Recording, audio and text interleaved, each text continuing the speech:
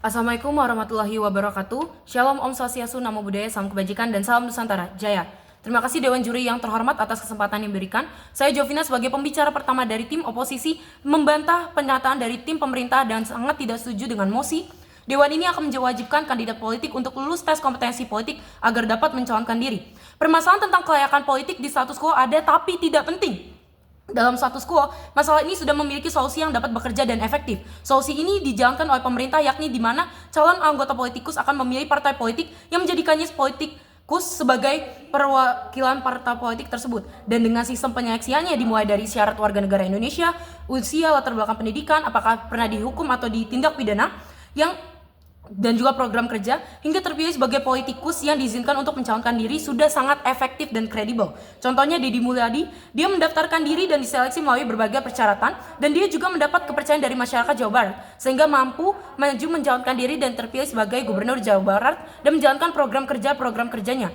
Sehingga pernyataan yang diberikan tim pemerintah tidak penting dan tidak ada urgensinya.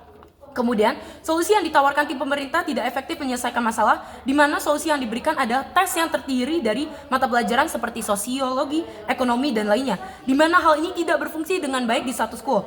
Pemimpin tidak bisa dinilai hanya dari intelektualnya saja, tetapi bagaimana dia bisa membuat orang percaya, mampu memberikan semangat dan berwibawa seperti contohnya Presiden Soekarno. Dan juga pada tes kompetensi bisa saja ini dimanipulasi dan juga soal dan serta kunci jawabannya itu dibeli untuk menguntungkan pihak-pihak tertentu saja. Dan solusi kedua yakni membenarkan sistem politik dengan cara memberikan pendidikan umum kesehatan kepada masyarakat minoritas agar memiliki daya saing seperti masyarakat kelas atas, kelas menengah ke atas, sangat tidak efektif.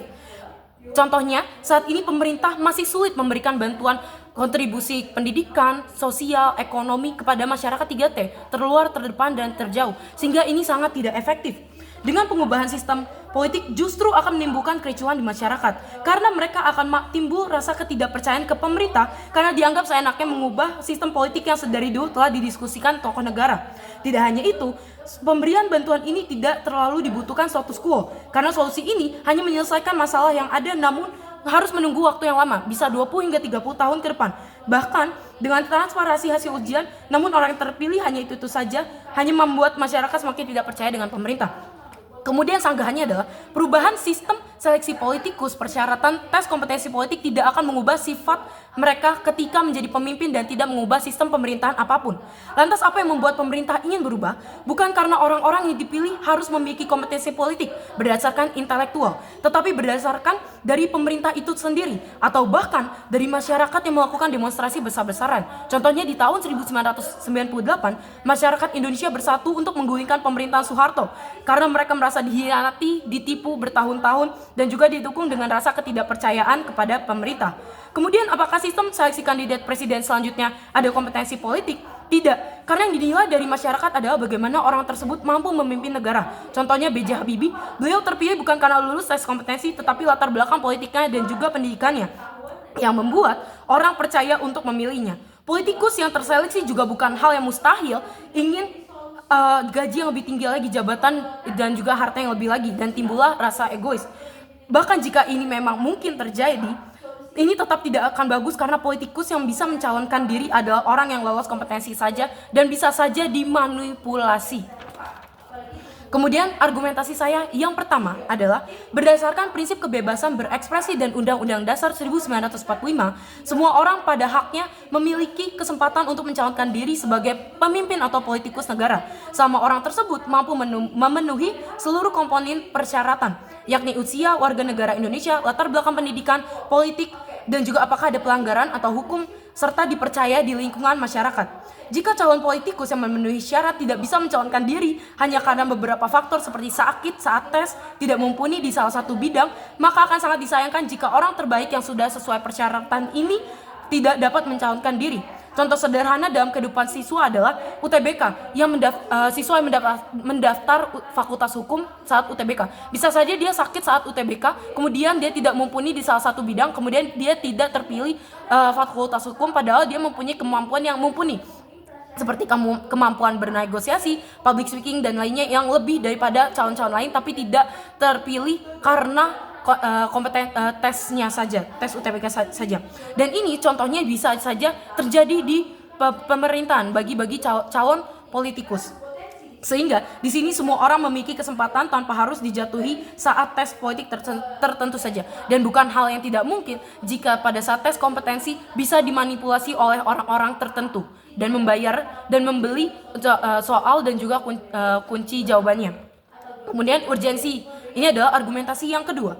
Sudah lama hal ini berlangsung dan semua politikus terpilih sangat didukung masyarakat. Bahkan saat pemilu, Prabowo didukung penuh masyarakat. Dan saat terpilih, masyarakat pun senang dan tetap mendukung sebagai presiden. Sehingga masalah ini tidak memiliki urgensi yang signifikan. Apatis politik yang disebutkan tim pemerintah bukan hal yang baru. Maka dari itu, tetap ada golongan putih. Mereka tidak memilih pada saat pemilu. Hal ini mengapa apatis politik itu ada? Karena memang trauma yang diberikan oleh generasi lama kepada generasi baru sehingga adanya apatis politik.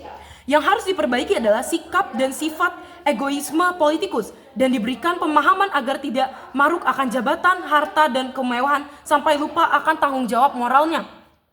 Tidak hanya itu, sistem seleksi ini sudah sangat efektif yang saat status quo dan sesuai dengan kondisi masyarakat Indonesia, tidak bertele-tele memakan waktu dan anggaran mengingat utang Indonesia yang sudah terlalu banyak.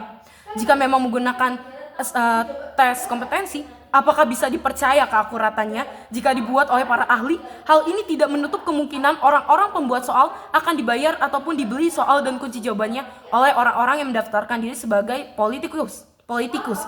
Di mana hingga kini politikus juga membayar orang atau membeli suara agar menang pemilu. Oleh karena itu, seharusnya solusi dari pemerintah adalah fokus kepada bagaimana caranya mengubah sifat yang dimiliki oleh politikus dan memberikan prinsip dan juga penekanan bahwa mereka harus memiliki tanggung jawab moral, bukan dinilai berdasarkan tes kompetensi yang berdasarkan intelektual. Oleh karena itu, saya bangga menjadi tim oposisi dan saya sangat tidak setuju dengan pernyataan dari tim pemerintah dan juga mosi ini. Sekian, terima kasih.